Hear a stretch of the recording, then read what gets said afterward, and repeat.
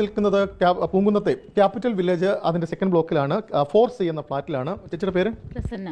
ചേച്ചി, ഈ വോട്ടേഴ്സ് ലിസ്റ്റിലെ ഒരു 9 വോട്ടുകൾ ഈ അജയ് കുമാർ, അയ്യപ്പൻ, പിന്നെ സന്തോഷ് കുമാർ എസ്, ഒരു സജിത് ബാബു, ഇവർ നമ്മുടെ ആരുമല്ല, നമുക്കറിയില്ല ഇവരെ. ഇതെങ്ങനെയാ നമ്മുടെ അഡ്രസ് പിന്നെ വന്നത്? ഞങ്ങൾക്കറിയില്ല. ഞങ്ങൾ ഇതിൽ 4 വർഷമായി താമസിക്കുന്നു. ഇപ്പോൾ കഴിഞ്ഞ പ്രാവശ്യം ഇലക്ഷൻ കഴിഞ്ഞപ്പോൾ ഇവിടെ പ്രശ്നം ഉണ്ടായെന്നൊക്കെ പറഞ്ഞു. ഇതിന്റെ പേരിൽ വോട്ട് ചെയ്യാൻ ആൾക്കാർ വന്നു, ഹരിശ്രീയിൽ പ്രശ്നമൊക്കെ ഉണ്ടായെന്ന് പറഞ്ഞു. അങ്ങനെ വന്ന് ഇവിടെ പരാതി കൊണ്ട് വന്നപ്പോൾ ഞാൻ സൈൻ ചെയ്ത് കൊടുത്തിട്ടുണ്ടായിരുന്നു. ഞങ്ങൾക്ക് അറിയുന്ന ആൾക്കാരല്ല, ഞങ്ങളുടെ ഇതിൽ ഞങ്ങളുള്ളൂ എന്ന് പറഞ്ഞിട്ട് കൊടുത്തിട്ടുണ്ടായിരുന്നു. ഇലക്ഷൻ കഴിഞ്ഞിട്ടാണോ പരാതി? കഴിഞ്ഞിട്ടാണ്, മുമ്പേ വന്നിട്ടുണ്ടായിരുന്നു. വേറെ ആരുമില്ല, ഞങ്ങളുടെ ബന്ധുക്കളും അല്ല, ഇവര് അറിയുന്ന ആൾക്കാരും അല്ല. കൊടുത്ത പരാതി എന്താ? ആർക്കാ പരാതി കൊടുത്ത് ഒപ്പിട്ട് കൊടുത്താൽ? കളക്ടർക്ക്. ഇവിടെ ഇങ്ങനെ ഈ ഫ്ലാറ്റിന്റെ പേരിൽ ഇങ്ങനെ കള്ളോട്ടിന്റെ പേരുകൾ വന്നിടുന്നു പറഞ്ഞിട്ട് പരാതി വന്നപ്പോൾ ഞാൻ ചെയ്തു കൊടുക്കാന്ന് പറഞ്ഞു. എന്താ വെച്ചാൽ നമ്മുടെ ഇതിലുള്ളതല്ലല്ലോ, നമ്മുടെ ഇതിൽ താമസിക്കുന്ന ആൾക്കാരല്ലല്ലോ. നടപടി ഉണ്ടായെന്ന് അറിയില്ല.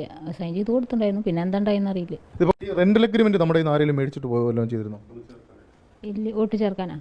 വോട്ടിൽ പേര് ചേർക്കാന്ന് പറഞ്ഞിട്ട് വാങ്ങിച്ചിട്ടുണ്ടായിരുന്നു. ആരോ 1-2 ആൾക്കാർ വാങ്ങിച്ചിട്ടുണ്ടായിരുന്നു.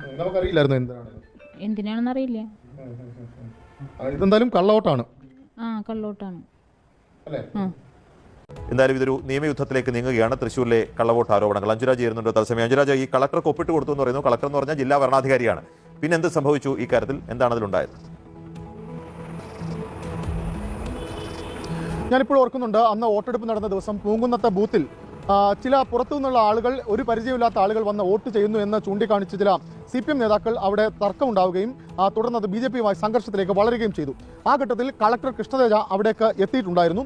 എത്തുന്ന ഘട്ടത്തിൽ കളക്ടർ പറഞ്ഞത്, നേരത്തെ തന്നെ വോട്ടർ പട്ടിക അതിൻ്റെ സൂക്ഷ്മ പരിശോധനയ്ക്കും മറ്റും നിങ്ങളുടെ അടുത്ത് തന്നിരുന്നു.